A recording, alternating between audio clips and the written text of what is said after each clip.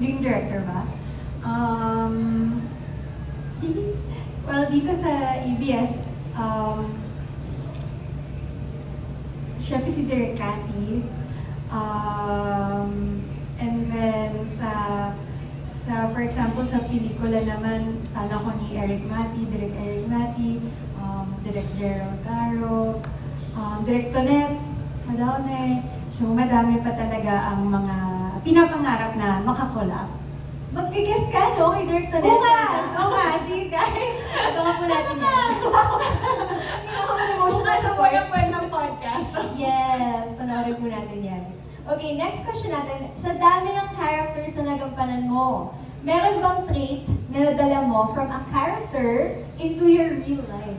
Medyo, nung Iris, parang feeling ko, medyo sumungit din ako ng style. Nawasin ang feeling mo. Oo, yung parang, oo, kasi, nung umpisa ng Lavender Fields, talagang tinulungan ako ng mga producer namin and ng creatives na talagang tinulungan ako kung paano ma-embody ang pagiging powerful at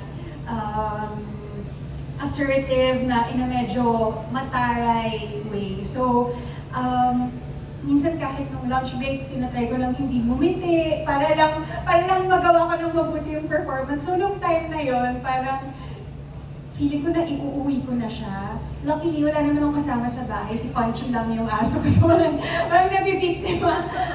Pero, mahalaga din pala sa isang babae na talagang confident ka and strong ka and kung ano man yung pinapanindigan mo, ay kaya mo din talagang itayo. Okay, so thank you very much for So, sharing not in a that. bad way. Huwag kayong maging masungit. Oo.